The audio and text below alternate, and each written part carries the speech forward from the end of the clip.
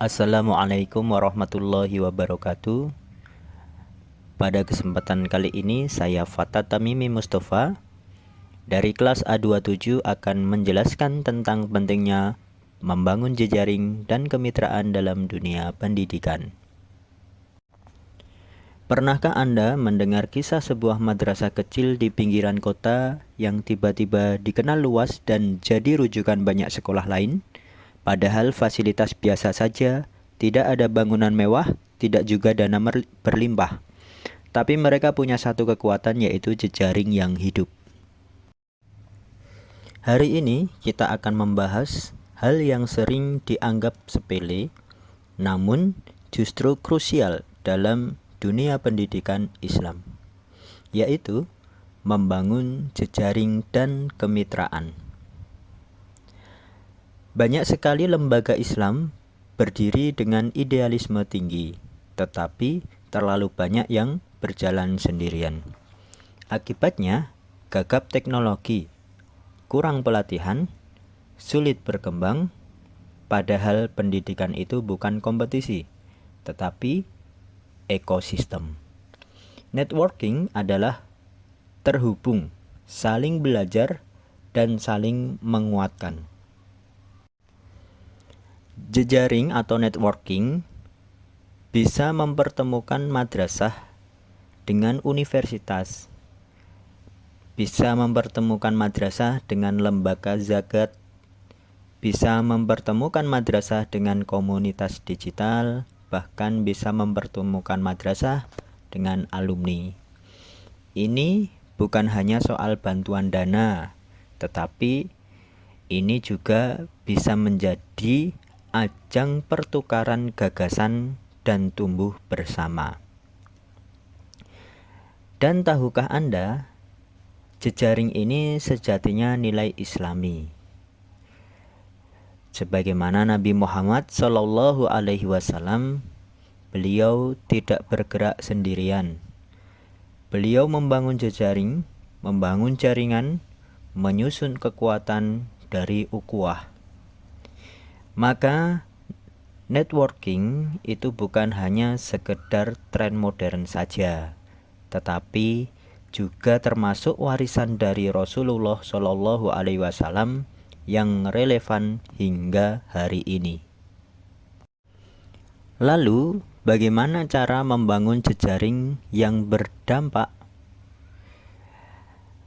Cara membangun jejaring yang berdampak bisa melalui mulai dari internal, mulai dari dalam, yaitu bisa menciptakan budaya kolaborasi dengan melibatkan semua guru, semua pengurus yang ada di dalam madrasah atau tempat untuk mendidik.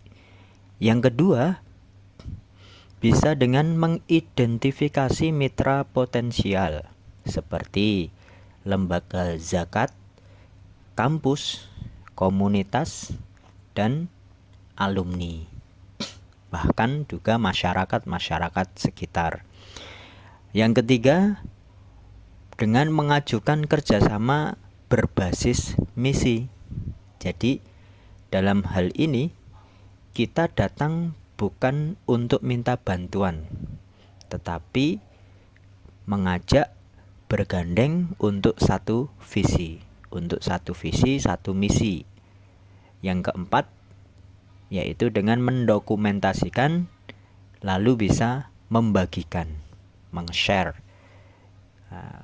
yaitu dengan membangun kepercayaan lewat cerita dan publikasi. Tentu saja membangun jejaring itu tidak selalu mudah.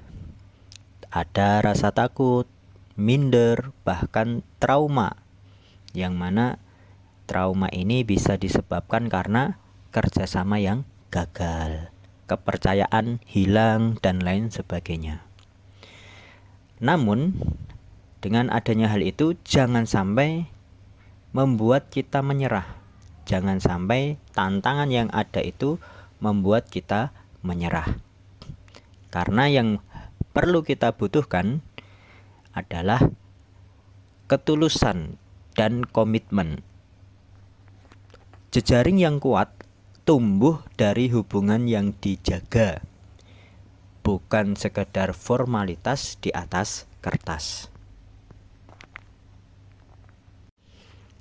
Contoh nyata, ada sebuah pesantren kecil di daerah Jawa Timur, dulu hanya mempunyai 3 guru tetap. Namun sekarang, karena mereka rutin mengikuti pelatihan nasional, karena jejaring yang mereka bangun, mereka bisa mendapat laptop bantuan. Bahkan mereka bisa memiliki program kewirausahaan santri. Semuanya itu berawal dari satu hal sederhana, yaitu kemitraan atau networking. Kisah ini bisa menjadi milik kita semua dengan cara kita mulai dengan membuka diri, membuka networking. Jejaring dan kemitraan bukan sebagai pelengkap saja. Jejaring dan kemitraan ini adalah jantung pertumbuhan pendidikan Islam. Kita bisa bergerak lebih jauh dan kuat bukan hanya karena berjalan sendiri, karena berdiri sendiri. Akan tetapi semua itu bisa terjadi apabila kita saling menggandeng. Jadi hari ini siapa yang bisa kita ajak berjejaring? Sekian dari saya.